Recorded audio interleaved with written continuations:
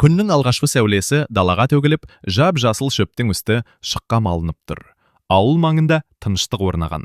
Бекзат деген бала таңсәріде шелегін ұстап, өзенге қарай бет алды. Бүгін күн қандай әдемі. Әжем үшін су әкеліп қояйын. Бекзаттың әр қадамына құстардың сайраған үні ілесіп келеді. Өзенге жетіп, ол шелегін толтыра су алды. Жолда келе жатып, Бекзат бір топ торғайдың жол үстінде шөлдеп отырғанын байқайды. Олар тырс-тырс секіріп, шоғиып қалған еді. Ай, секімді торғайлар-ау, шөлдеп отыр ғой. Мә, ішіңдер, су бәрімізге ортақ қой. Торғайлар су ішіп, қанаттар сермеп, көкке көтерілді. Бекзаттың жүзіне жылылық ұялады. Бекзат үйге жетіп, шелегінің есік алдына қойды. Әжесі есік алдында жіпке киім салынып жатқан еді. Су әкелдің бе балам? Иә, әже, әкелдім. Бірақ аздау. Жолда шөлдеп тұрған торғайларға бердім. Жарайсың балам.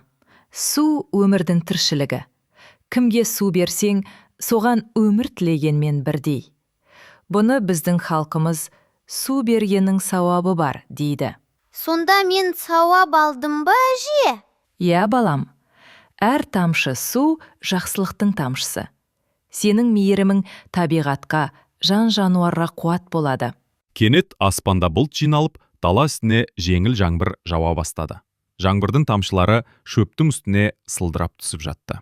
Әже, сенші, жаңбыр жауып тұр. Жақсылық, балам. Алла жақсы еселеп қайтарады. Сен бір шелектей су бердің. Енді бүкіл дала жаңбырмен толды.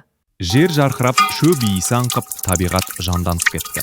Бекзат шелегін жаңбыр суына толтырды да, аспанға қарап күлімсірейді. Кішкентай баланың бір ғана ізгісі бүкіл табиғатқа мейірім сыйлады.